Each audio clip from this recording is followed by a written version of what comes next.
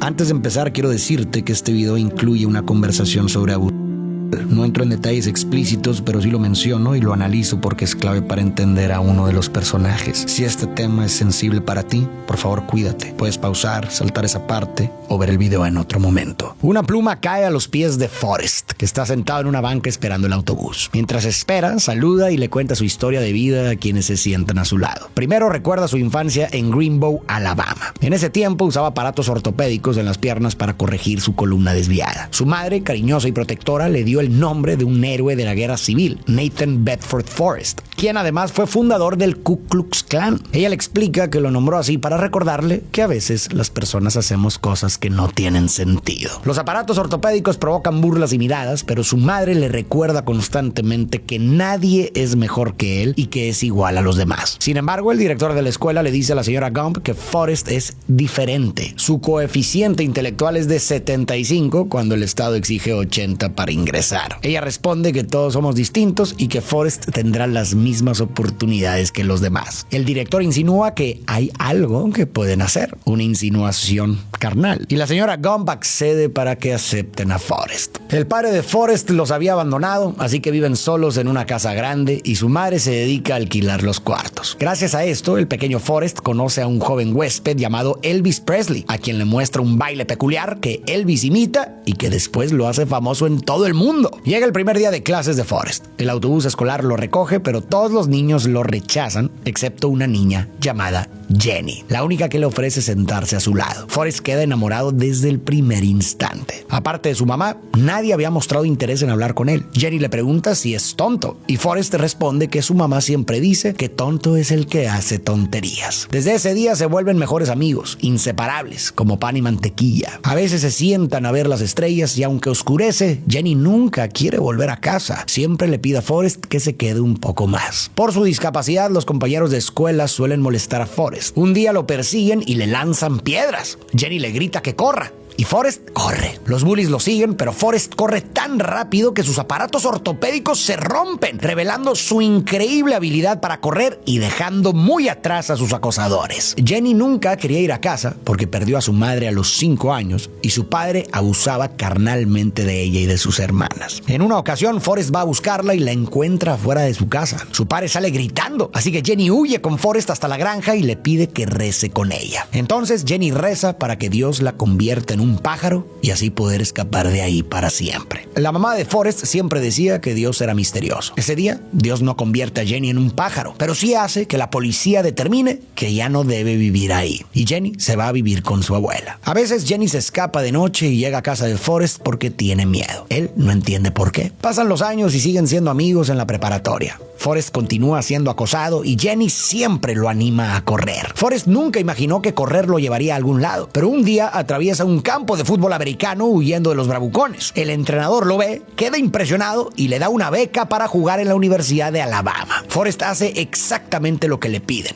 correr, incluso más allá de la zona de anotación. La época universitaria es confusa. Él presencia la desegregación de la Universidad de Alabama. Tropas federales obligan la integración de estudiantes afroamericanos. El gobernador Wallace intenta bloquear la entrada, pero Kennedy ordena usar la fuerza. Forrest ve llegar a los 2 estudiantes admitidos y cuando a la chica se le cae una libreta, él se la recoge y se la entrega amablemente. Años después, el gobernador Wallace se postularía a la presidencia, pero sufriría un atentado del que sobrevivió. Para este punto ya podemos darnos cuenta de que la vida de Forrest está entretejida con varios de los momentos más importantes y también más tensos de la historia de Estados Unidos durante la segunda mitad del siglo XX. Y no creo que eso sea casualidad. La película parece querer decirnos que la historia del país puede leerse a través de la historia de Forrest, como si su recorrido personal fuera también una metáfora del recorrido histórico estadounidense en esos años que terminaron definiendo su identidad. Lo primero que sabemos es que Forrest fue nombrado así por una figura histórica real, Nathan Bedford Forrest, un general confederado en la Guerra Civil y además uno de los fundadores del Ku Klux Klan. La Guerra Civil estadounidense fue un conflicto que duró de 1861 a 1865 entre los estados del norte, la Unión, y los estados del sur, la Confederación. Había varios motivos detrás del conflicto, pero uno central era la esclavitud. El sur quería mantenerla como base de su economía, mientras que el norte buscaba impedir su expansión y acabarla. La guerra terminó con la derrota del sur y la abolición de la esclavitud. Justo después de la guerra surgió el Ku Klux Klan, Klan, formado por exconfederados. Era un grupo racista cuyo objetivo era mantener la supremacía blanca mediante intimidación, terrorismo y violencia contra personas afroamericanas y contra cualquiera que promoviera la igualdad racial. Aunque fue prohibido en varias ocasiones, reapareció más de una vez en la historia de Estados Unidos. Entonces, cuando la señora Gump dijo que le puso ese nombre a Forrest, la película está insinuando el pasado que arrastra el país hasta ese punto. Y a partir de ahí, casi cada etapa importante de la vida de Forrest va a coincidir con un hito histórico clave, como si su historia personal fuera,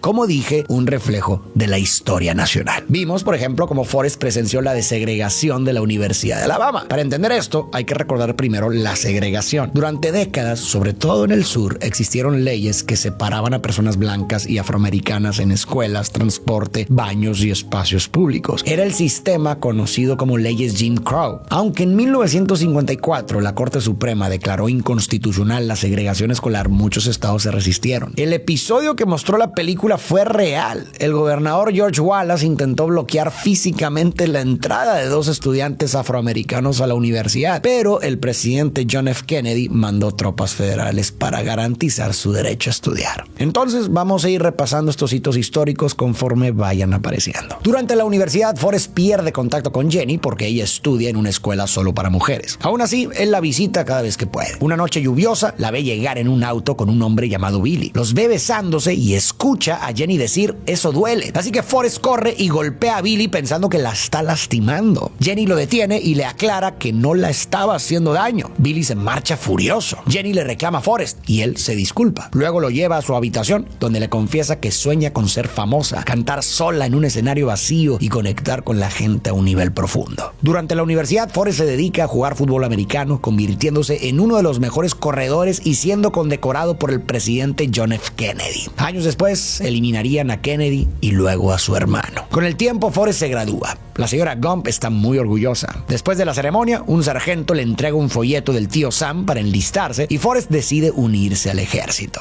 En su primer día vive el mismo rechazo que cuando era niño, pero esta vez también hay alguien que le ofrece asiento: Bubba. Forrest y Bubba se vuelven grandes amigos. Bubba le cuenta que ha trabajado con camarones toda su vida y que estaba por comprarse un bote antes de ser reclutado. Su sueño es abrir su propio negocio de camarones. Forrest encaja perfecto en el ejército. Solo debe hacer su cama, mantenerse firme y responder todo con un sí, sargento. Un día les informan que los enviarán a la guerra de Vietnam. Aquí podemos detenernos para subrayar otros hechos que marcaron los 60 y 70 en Estados Unidos. La película nos mostró una cadena de asesinatos y atentados políticos. Eliminan al presidente Kennedy, luego a su hermano Robert, y en 1972 atacaron a George Wallace, dejándolo paralizado. Y al mismo tiempo, acabamos de ver cómo Forrest es enviado a Vietnam, uno de los capítulos más traumáticos para el país. Esta guerra nació en plena Guerra Fría, la competencia entre Estados Unidos y la Unión Soviética por influencia global. Estados Unidos intervino para frenar el comunismo en Asia, pero más adelante vamos a ver en qué terminó todo ese intento. Esa noche, Forrest descubre a Jenny en una revista Playboy. Ella fue expulsada de la universidad por unas fotos y ahora canta en un club privado en Memphis, donde el dueño la contrató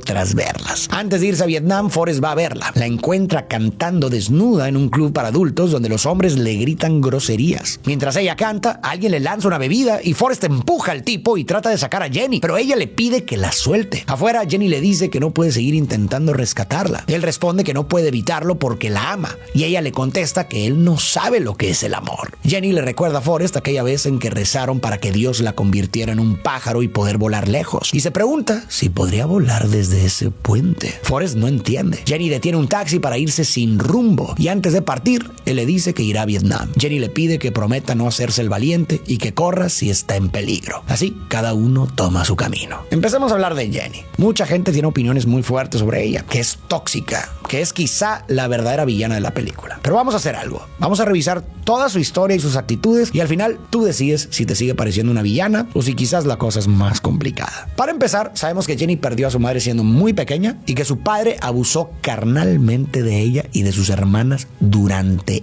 años. ¿Te imaginas el trauma? Perder tu único espacio seguro desde niña y luego crecer dentro de una casa donde lo que debería cuidarte te destruye. Eso deja a una niña profundamente herida, con una imagen muy negativa de sí misma, sintiéndose poco valiosa, como si mereciera poco, y con una idea distorsionada de lo que es el amor y de cómo se relaciona uno con los hombres. En medio de todo eso, Jenny conoció a Forrest, y Forrest, desde su inocencia y su bondad, le ofreció un lugar seguro. Forrest se convirtió en su refugio. Ella nunca se ha sentido verdaderamente segura si no está con él. Por eso de niña iba a visitarlo por las noches. Tenía miedo y Forrest la calmaba. Y por eso ya de adulta, cada vez que va a tocar fondo, va a regresar con él. El problema es que Jenny no se siente digna de amor. Su trauma la hace alejarse de Forrest una y otra vez, no porque no lo quiera, sino porque dentro de ella cree que no hay nada bueno en ella, que no tiene nada valioso que ofrecer, que no merece algo bueno y que lo único que le toca es el abuso y el maltrato que conoció con su padre. Es tan hondo el tormento interno de Jenny que su deseo recurrente vemos que es volar para huir de ese dolor. De niña vimos cómo rezaba para convertirse en pájaro y escapar. De adulta acabamos de ver que hace lo mismo, pero sin alas. Va de un lugar a otro, a veces simplemente se va sin rumbo, como acabamos de ver ahora que tomó el taxi, intentando escapar de lo que lleva adentro. Solo que no se puede escapar del dolor cuando el dolor vive adentro. Por eso huye, huye y huye, igual que el consejo que le da a Forrest de correr cuando haya peligro. Es una proyección, se lo dice porque ella ha vivido así toda la vida. Pero hay heridas de las que no se corre, se reconocen, se elaboran y se integran. Más adelante voy a seguir hablando de ella. Mientras tanto, Forrest llega a Vietnam, donde él y Bubba conocen al teniente Dan, proveniente de una larga tradición militar. Alguien de su familia había luchado y muerto en cada guerra estadounidense. Forrest está feliz de que sea su jefe. El pelotón entrena bajo condiciones durísimas. Forrest piensa que los mejores jóvenes del país fueron enviados a esta guerra. Una noche, Bubba le dice que son buenos compañeros porque se cuidan como hermanos y le propone ser su socio en su futuro barco camaronero. Forrest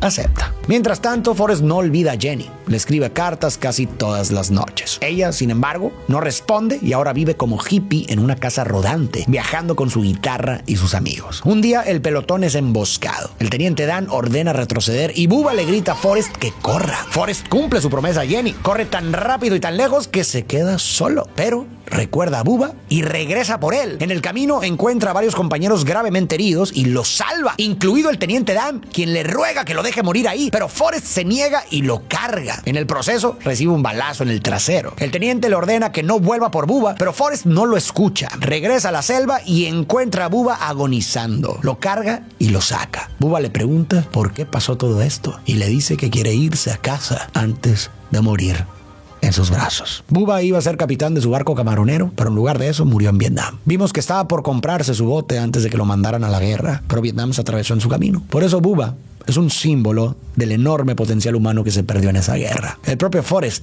dijo que los mejores jóvenes del país fueron enviados allá. Forrest es llevado a la enfermería por el balazo que recibió en el trasero. Ahí se encuentra con el teniente Dan, quien perdió ambas piernas. Forrest intenta animarlo, pero Dan está furioso. Una noche lo saca de la cama y le reclama que todos tienen un destino, que todo forma parte de un plan y que él debía haber muerto con honor en el campo de batalla. Ahora sin piernas, siente que Forrest le robó su destino y no sabe qué hará con su vida. Durante su estadía en el hospital, Forrest descubre que ninguna de sus cartas llegó a Jenny. Ahí mismo, un compañero nota sus reflejos y le enseña a jugar ping pong, diciéndole que el secreto es no quitarle nunca el ojo a la pelota. Forrest lo cumple al pie de la letra y descubre que es muy bueno. Una de las mayores virtudes de Forrest, y algo que podemos aprender de él, es su simplicidad y su enfoque. Tiene una capacidad rarísima de concentrarse por completo en lo que tiene enfrente. Cada vez que alguien le da una instrucción sencilla, ya sea correr, armar un arma o no quitarle la vista a la pelota de ping pong, él se enfoca solo en eso y se entrega a la tarea sin distracciones. Y hoy, en un mundo con tantas interrupciones y distracciones, donde nos cuesta poner atención y estamos más dispersos que nunca, quizás podríamos intentar algo parecido. Dejar todo a un lado por un rato, no pensar en 1000 posibilidades a la vez, apuntar a una sola cosa y hacerla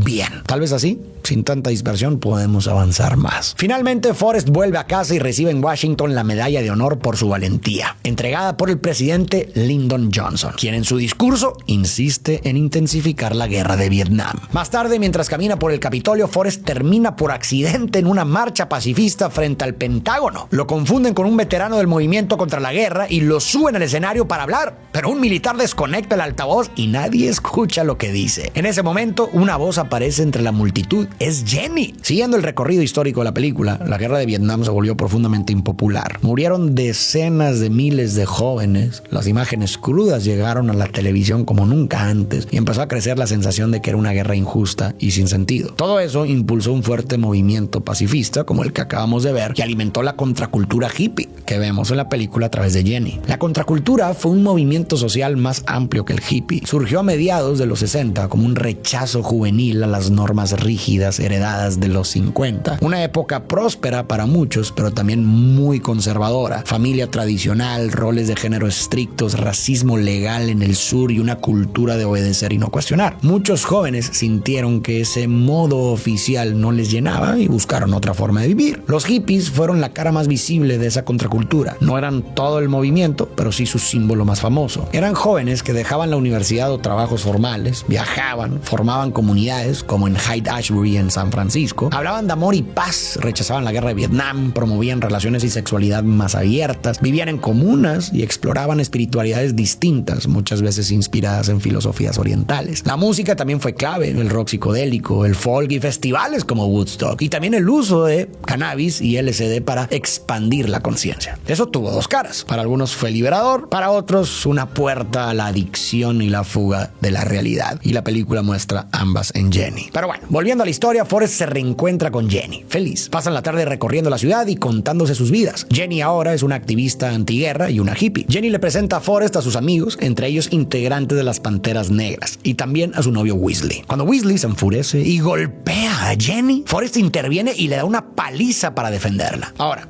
la contracultura también tocó a la comunidad afroamericana. Por eso la película conectó a Jenny con las Panteras Negras. Te cuento un poco. En febrero de 1965 eliminaron a Malcolm X. Y poco después la policía eliminó en San Francisco a un adolescente afroamericano desarmado, Matthew Johnson. Y en ese clima de rabia frente a la violencia policial nació el Partido Pantera Negra para la Autodefensa, fundado en Oakland en 1966. Se llamaban partido porque buscaban soluciones concretas para mejorar la vida afroamericana. Y Pantera Negra venía de la idea de Malcolm X. La pantera no ataca primero, pero si la acorralan, responde. Empezaron patrullando legalmente a la policía para monitorear abusos y luego crecieron con programas sociales como desayunos para niños y clínicas comunitarias. Su programa de 10 puntos, con base socialista y marxista, pedía principalmente empleo, vivienda digna, educación justa y el fin de la brutalidad policial. Afuera, Jenny le dice a Forrest que Weasley no quiso hacerlo. Forrest responde que él jamás la lastimaría y ella contesta que lo sabe. Forrest quiere ser su novio, pero Jenny no le responde. Pasan la noche hablando mientras ella le cuenta cómo ha viajado y probado psicodélicos. A la mañana siguiente, Weasley se disculpa asegurando que nunca le haría daño. Jenny le dice a Forrest que tienen vidas muy distintas. Se despide y se va con Weasley a San Francisco. Mientras tanto, durante la transmisión del alunizaje, el ejército envía a Forrest por todo el país a jugar ping pong, convirtiéndolo en una celebridad. Luego lo seleccionan para el equipo nacional y viaja a China, siendo parte de los primeros estadounidenses en visitar ese país en décadas. Aquí acabamos de ver dos hitos históricos muy importantes. Uno fue la llegada del hombre a la luna en 1969, que formó parte de la carrera espacial dentro de la Guerra Fría. Para entender por qué este evento fue tan importante para Estados Unidos, hay que recordar que los soviéticos ya llevaban ventaja. Lanzaron el primer satélite, Sputnik, en 1957 y enviaron al primer humano a órbita, Yuri Gagarin, en 1961. Así que llegar primero a la luna fue una victoria simbólica gigantesca para el país. Y luego, cuando Forrest jugó ping pong en China, vimos la llamada diplomacia del ping pong, un episodio real. Tras más de 20 años sin relaciones formales, en 1971 un jugador estadounidense, Glenn Cowan, se subió por error al autobús del equipo chino en un torneo en Japón y terminó intercambiando regalos con Zhuang Zedong. Ese gesto abrió la puerta para que China invitara al equipo de Estados Unidos a visitarla. Los primeros en décadas, lo que vimos en la película. Al año siguiente, los chinos hicieron una gira por Estados Unidos y eso ayudó a preparar el terreno para la visita de Nixon a Pekín en 1972 y el comunicado de Shanghái que inició el acercamiento entre ambos países. Por su talento, invitan a Forrest a un programa de televisión donde conoce a John Lennon. Al salir del programa, se encuentra con el teniente Dan, ahora en silla de ruedas, alcoholizado, sobreviviendo con una pensión del gobierno y pasando las noches con prostis. Forrest pasa Navidad con él y se vuelven amigos. Cuando Forrest le cuenta la promesa que le hizo a Bubba sobre comprar un barco camaronero, Dan, incrédulo, le dice que si algún día lo logra, él será su primer oficial. El teniente Dan refleja muy bien cómo muchos regresaron de Vietnam, vacíos y sin sentido. Vamos a analizarlo. En su familia, un antepasado murió en cada guerra importante de Estados Unidos, así que para él la guerra era más que una obligación. Por su historia familiar, ir a la guerra e incluso morir ahí era lo más honorable. Era lo que él creía que era su destino. Por eso, cuando perdió las piernas y Forrest le salvó la vida, lo odió. Lo odió porque Forrest lo salvó de la historia que él creía que era su historia. Fue bastante simbólico que perdiera las piernas, porque Dan perdió los cimientos sobre los que se sostenía su existencia. Vietnam destrozó el piso que lo mantenía en pie, igual que le pasó a muchos hombres que fueron a esa guerra con la fantasía de convertirse en héroes como sus padres o abuelos en guerras anteriores. Pero en vez de gloria, encontraron una guerra confusa, políticamente cuestionada, moralmente ambigua y rechazada por su propio país. Encontraron trauma, culpa y un regreso a casa bastante frío. Imagínate venir de la Segunda Guerra Mundial, con toda la narrativa colectiva de haber vencido al nazismo y ser recibido como héroe y salvador, e irte a Vietnam creyendo que repetirás esa historia solo para darte cuenta de que no se parece en nada. Cuando Dan reapareció después de la guerra, lo vimos hundido en un vacío, solo, alcoholizado, cínico, agresivo, y su única compañía parecían ser las prostis, como si intentara anestesiar lo que sentía. No tenía nadie ni tampoco un propósito. Y cuando se reencontró con Forrest, él fue quizás la única persona que no lo miró con lástima ni con condescendencia. Lo trató como un igual, con respeto y una preocupación genuina. Probablemente había sido el único que le ofreció una aceptación total. Y para alguien que está ahogado en vergüenza y desesperanza, que alguien te vea sin asco ni juicio, a veces es lo primero que puede empezar a levantarte. Y con el tiempo, Dan fue bajando la guardia. Mientras tanto, Jenny pasa año nuevo prostituyéndose. Meses después, el equipo de ping pong y Forrest son invitados a la Casa Blanca para conocer al presidente Nixon. Luego, Forrest se hospeda en un hotel donde, por accidente, termina detectando el escándalo que detonó el caso Watergate y que años más tarde llevaría a la renuncia del presidente. Este también fue un hito histórico enorme. El Watergate reveló que Nixon y su equipo habían ordenado espiar al Partido Demócrata y encubrirlo después. El escándalo destapó una red de corrupción y abuso de poder que terminó obligando a Nixon a renunciar en 1974. Tras esto, Forrest recibe una carta informándole que su servicio militar ha terminado. Forrest vuelve a Rainbow, donde recibe una oferta para promocionar una marca de paletas de ping pong. Quiere cumplir la promesa que le hizo a Bubba, así que acepta y usa ese dinero para comprar un barco camaronero al que llama Jenny. Otra cosa que podemos aprender de Forrest es su relación con las promesas. Para él, una promesa es sagrada. No es algo que cumples solo cuando te conviene o cuando andas de buen ánimo. De hecho, el verdadero sentido de una promesa está en sostenerla precisamente cuando se vuelve difícil. Y hay otra buena enseñanza. Forrest se preocupa solo por las pocas cosas que realmente importan. Porque sí, si te pones a pensar, pocas cosas importan de verdad. Y cuando uno se aferra a esas pocas, de pronto muchas otras dejan de estorbar. Te lo dejo para ti también. ¿Qué es lo verdaderamente importante en tu vida? Si haces ese ejercicio con honestidad, probablemente te vas a dar cuenta de que es mucho menos de lo que creías. Mientras tanto, Jenny está cada vez más perdida, hundida en sustancias y relaciones dañinas. Una noche incluso piensa en quitarse la vida, aunque finalmente no lo hace. Un día, mientras Forrest navega, ve al teniente Dan en el muelle. Ha venido a cumplir su promesa de ser su primer oficial y se une a él. Trabajan juntos, pero la pesca es mala. El teniente Dan, frustrado, desafía a Dios, y en ese momento llega el huracán Carmen. Destruye todos los barcos excepto el suyo, y gracias a eso se convierten en los únicos pescadores de la zona, capturando enormes cantidades de camarones y volviéndose muy prósperos. Tiempo después, ya en calma, el teniente Dan finalmente le agradece a Forrest por salvarle la vida, y luego se lanza al mar, como reconciliándose con Dios. Dan estaba furioso con Dios porque en su cabeza su destino era morir en la guerra. Ese era el plan que él creía escrito para su vida. Pero cuando todo se derrumbó, se sintió traicionado y abandonado. Sin embargo, al convertirse en primer oficial del barco camaronero, Dan recuperó un propósito. Volvió a sentir responsabilidad, volvió a sentir que su vida servía para algo, y eso es clave para que aparezca el sentido. Dirigió el barco como antes dirigía a su pelotón. Se sintió útil otra vez, que todavía podía aportar. Y entonces el odio hacia Dios empezó a aflojarse. Al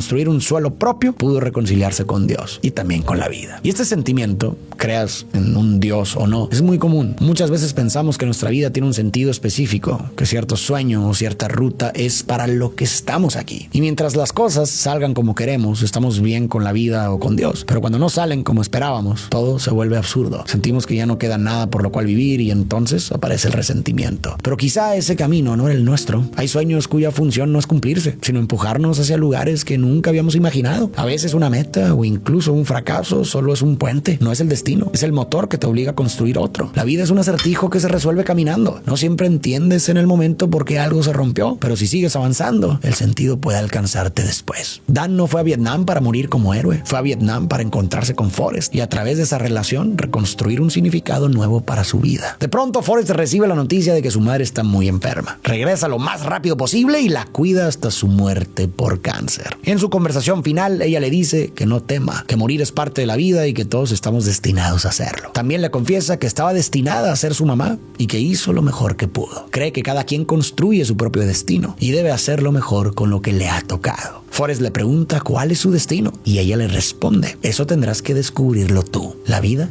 es como una caja de chocolates. Nunca sabes qué te va a tocar. Finalmente, la mamá de Forrest muere. Aquí es un gran momento para detenernos y hablar de Forrest y de su madre. El coeficiente intelectual de Forrest, sumado a las limitaciones que vemos en distintas áreas de su vida, apuntan a una discapacidad intelectual. Incluso hay quienes piensan que podría estar dentro del espectro autista porque a menudo interpreta mal las señales sociales y procesa el mundo de manera muy literal. Pero no me quiero detener demasiado ahí. Lo importante es que, aún con esas limitaciones, Forrest ha logrado desarrollarse de forma impresionante. Piensa en todo lo que ha conseguido. Fue uno de los mejores corredores del país. Se graduó de la universidad, recibió la medalla de honor por su valentía en Vietnam, creó un negocio camaronero exitoso y terminó volviéndose millonario. ¿Cómo fue posible todo eso? Para mí, la clave está en su madre. La señora Gump es la verdadera MVP de la película. Su amor y su aceptación incondicional, junto con esas enseñanzas sencillas que le dieron estructura para entender el mundo, fueron fundamentales para la estabilidad emocional de Forrest y para la confianza con la que se movió por la vida. Desde niño le repitió algo valiosísimo: que nadie era mejor que él y que en un nivel profundo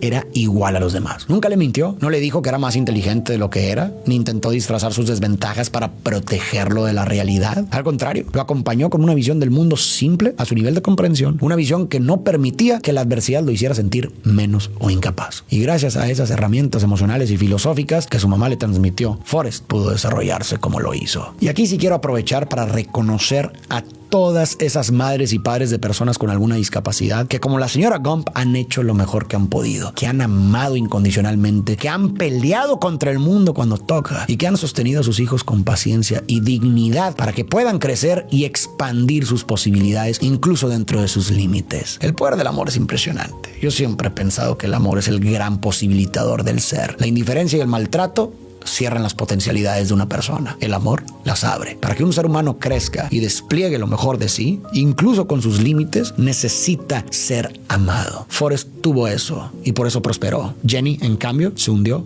porque creció en una familia abusiva. Qué importante es una familia que sostenga. Qué importante es el amor en casa, sea cual sea la forma que esa familia tome. Poco después de la muerte de la señora Gump, Forrest descubre que el teniente Dan invirtió las ganancias en una compañía llamada Apple y así se vuelven multimillonarios. Es un guiño claro al boom tecnológico que explotaría en los 80 y 90. Forrest entrega la mitad de su fortuna a la familia de Bubba, tal como habían acordado. Y la madre de Bubba nunca vuelve a trabajar para nadie. También dona dinero a la iglesia y al hospital de pescadores. Un día, Jenny aparece inesperadamente. Se queda con Forrest y duerme como si hubiera pasado años sin descansar. Pasan los días paseando y poniéndose al día. En uno de esos paseos llegan a la antigua casa de Jenny. Ella se adelanta, la mira fijamente y de pronto lanza piedras mientras grita: ¿cómo pudiste hacerlo? Luego cae llorando. Forrest se sienta a su lado y piensa que a veces no hay suficientes piedras. Ver a Jenny perder el equilibrio y lanzar las piedras de forma errática me pareció devastador. Ahí se pudo ver la profundidad de su trauma y la reacción de Forrest fue perfecta. No le interrumpió, no intentó arreglar nada, no dijo nada. Solo se sentó a su lado y estuvo ahí para ella. Y luego vino esa frase durísima. Se me erizó la piel cuando la volví a escuchar. A veces creo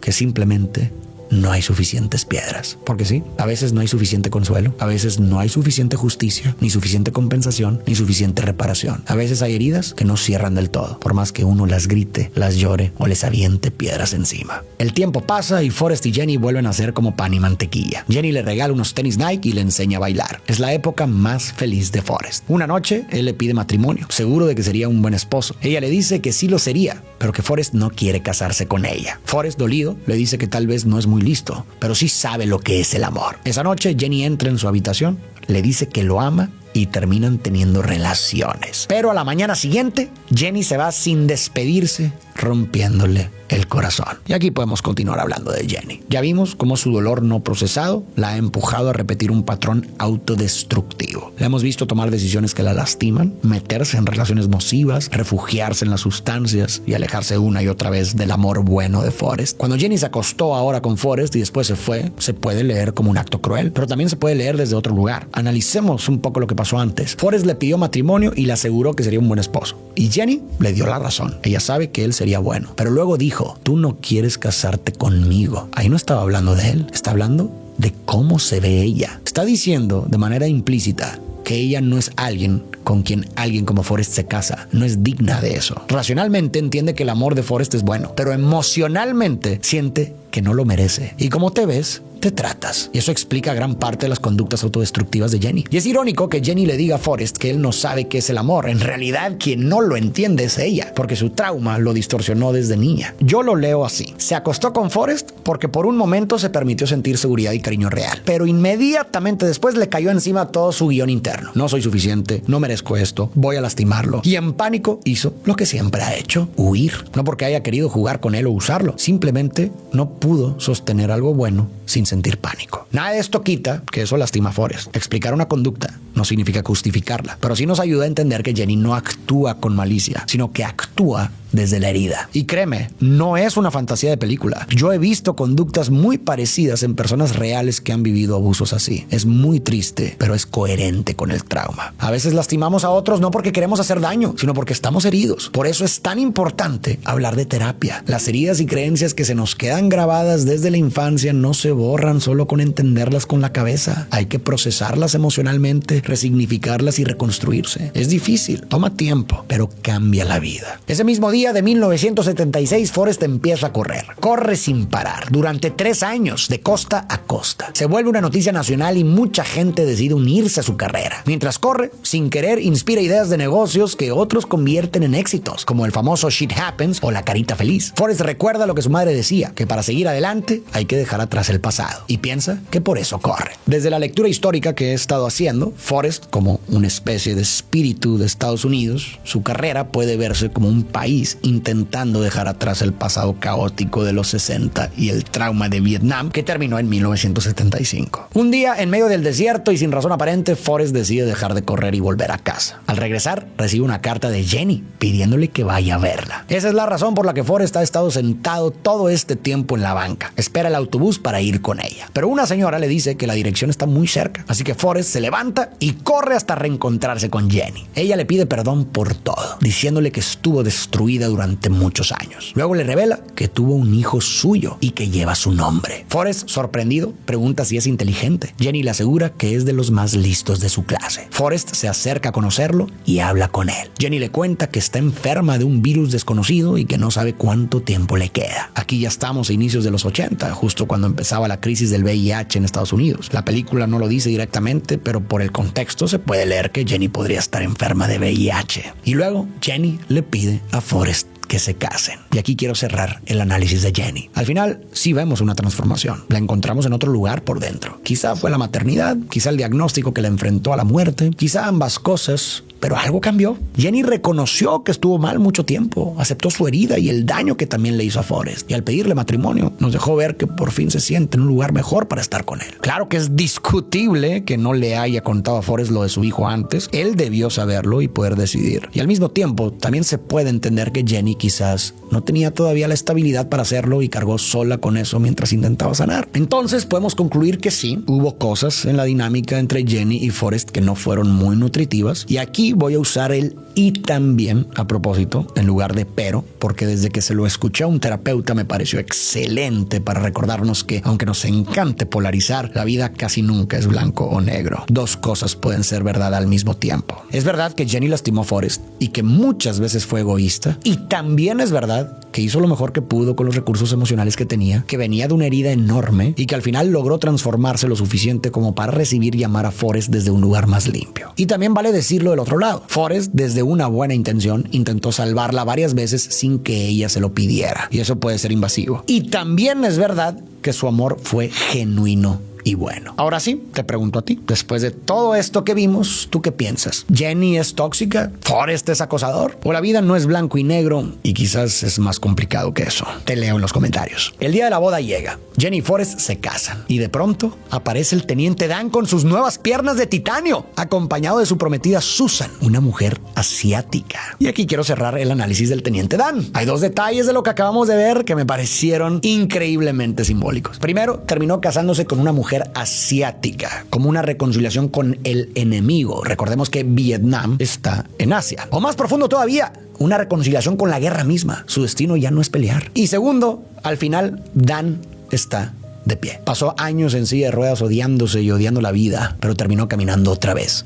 Está erguido, literal y figurativamente. Reconstruyó un suelo interno sobre el cual puede pararse y seguir adelante. De la historia de Dan me llevo esto: el sentido no siempre se encuentra donde uno creía que iba a encontrarlo. Y a veces hay que perderlo todo, incluso el guión que jurabas que era tu destino, para poder construir y descubrir por fin quién estabas realmente destinado a ser. Después de casarse, Jenny, Forrest y su hijo viven felices en Greenbow. Pero Jenny muere y Forrest la entierra bajo su árbol favorito, donde jugaban de niños. Él la visita todos los días. En una de esas visitas le cuenta que su hijo está bien, que mandó demoler la casa de su padre y que sigue sin saber quién tiene razón, su mamá o el teniente Dan. No sabe si todos tenemos un destino o si vamos flotando al azar como la brisa, pero cree que podría ser una mezcla de ambas cosas. Finalmente, Forrest acompaña a su hijo a la parada del autobús y espera con él. Cuando el pequeño sube al camión rumbo a la escuela, una pluma se eleva del pie de Forrest hacia el cielo. Para cerrar el recorrido histórico, vale la pena subrayar el contexto en el que se hizo la película. A inicios de los 90, la Guerra Fría ya había terminado. La Unión Soviética se había derrumbado y Estados Unidos vivía un momento de prosperidad. Por eso el final se siente tan luminoso, con Forrest Jr. como símbolo de una nueva generación y de un futuro prometedor. Con el ánimo de esa época, es casi como si la película estuviera diciendo que después de todo lo que el país atravesó, al final las cosas salieron bien. Pero, ahora bien, quiero cerrar hablando del dilema que planteó la película al final. ¿Tenemos un destino ya escrito o vamos construyendo el nuestro? A través de Forrest, la historia parece decirnos que lo más probable es que la vida sea una mezcla de ambos. Lo que creo que la película sugiere es que hay muchísimo azar en nuestra historia. Nadie elige dónde nacer, en qué época, en qué país o en qué familia. Y si te vas más lejos, no acabas. No elegimos la escuela a la que nos metieron, las actividades de la infancia, ni tampoco las personas que nos tocaron alrededor. Hay una parte enorme de la vida que simplemente nos pasa. Pero la película también insiste en que nuestro destino no se define solo por lo que nos toca al azar, sino por cómo respondemos a eso que nos toca. Es decir, el azar reparte las cartas, pero llega un punto en que nosotros jugamos la mano. Esto, de hecho, se vincula con la famosa metáfora de la caja de chocolates. ¿Qué quiso decir la señora Gump? Si te fijas, antes de soltar la frase, le dijo a Forrest que estaba destinada a ser su mamá, que hizo lo mejor que pudo y que cada quien debía hacer lo mejor con lo que le tocaba. Y entonces dijo, la vida es como una caja de chocolates. Nunca sabes qué te va a tocar. Entonces, esa caja de chocolates es la lotería en la que todos nacemos. Circunstancias dulces, amargas, inesperadas, a veces injustas. A la señora Gump le tocó el chocolate de tener a Forrest y criarlo sola, y aún así hizo lo mejor que pudo. Ese es el mensaje. La vida te va dando piezas que no elegiste, pero puedes decidir qué hacer con ellas. Creo que esto se entiende todavía mejor con el símbolo de la pluma. La película abrió con una pluma flotando al azar hasta caer justo a los pies de Forrest. Una pluma va con el viento. Podría caer en cualquier lugar. Que caiga ahí es como decir que la vida te puso algo enfrente. Es azar, pero también suena a gracia, a oportunidad. Y Forrest